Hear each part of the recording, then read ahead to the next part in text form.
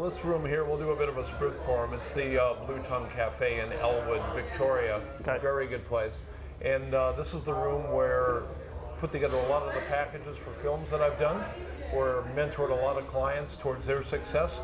That table over there behind the camera is where we got the news that Simon West was directing Dustin Glory, our feature out later next year. Yep. He did Con Air, Lara Croft, Expendables 2.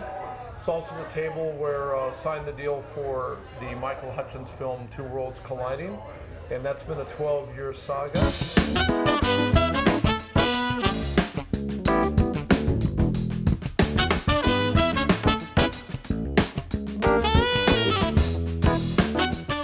Okay, so tell me about this film. You just mentioned 12 years in the making, yeah? How come 12 years? Well, 12 years ago, I spoke to one of the people that was involved in the legal aspects of the Michael Hutchence estate, and we're trying to put a film together.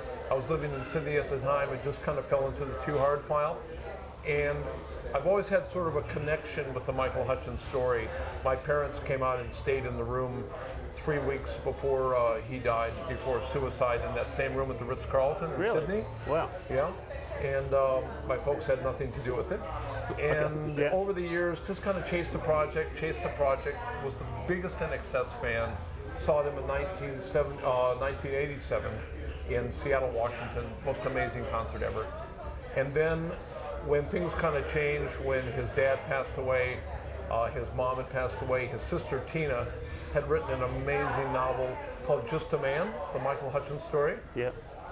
And in a way, it's really his whole life story, kind of like Ray Charles, Ray, Walk the Line, the Johnny Cash story, a beautiful portrait of the whole life, not just the sex, drugs, and rock and roll that attracts a lot of us. So you mentioned sex, drugs, rock and roll. Obviously, a lot of people know Michael Hutchence by that. What angle are you going with this biopic? Well, really, he grew up in a quite an interesting family. We could call it dysfunctional, but your family, my family, your family, we all have dysfunctional issues. What made him the man? What drew him to NXS? What made him an actor, a rock star, a father, a brother, a son, and really a family man? What were the demons that he had that ultimately led to his undoing? What were the angels he had that made him possibly, in fact, undoubtedly the greatest frontman in Australia history? So I'm sure a lot of people, including me, would like to know, Michael Hutchence, who do you think would be a good Michael Hutchence? Well, they used to think me, but the air guitar and the tennis racket, I just don't think it's going to cut it in a film of this size. Okay. We've got a couple Australian actors in mind. We have an English actor that has kind of chased this project for a number of years that we think might be perfect. I don't want to give anything away right now, but I would tell you first as soon as we know, but we're in discussions with a couple of folks. I don't want to death curse anything just yet.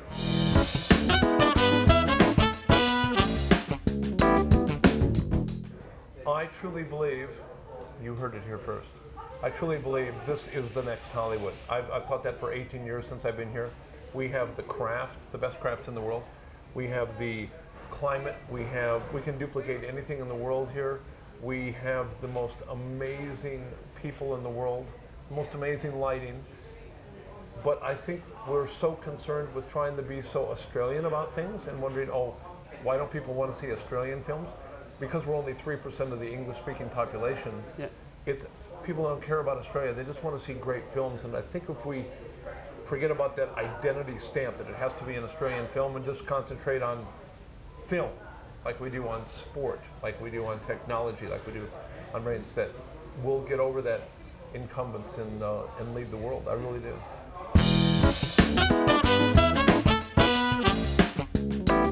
So with this Dustin Glory movie, I know you're doing it as well, Ryan Gosling, I've heard he may get involved, and that is, what percentage is that right? He's actually over there in that office. Really? Yeah, that's one of the reasons we're here in the Magic Room. Okay. We're big fans of Ryan, as is everybody in the world. We had quite a few discussions with director Simon West and with the casting director we've been speaking to about who's going to be the perfect mix in this quintessentially Australian film about an American that comes over to sabotage a race in the 50s We like Ryan Gosling because chicks love him and guys respect him. And Get that? You get that? Okay, yeah.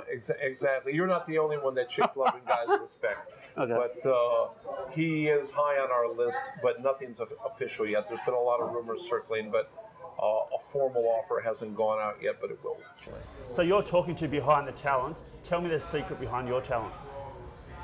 I would definitely say my secret is that I pay it forward. If you kind of remember that old Haley Joel Osment, Helen Hunt, Kevin Spacey film, it's about paying it forward. It sounds a bit wanky, I know, but it's about helping others. It's not about clawing your way to the top. It's about helping others get what they want. Yep.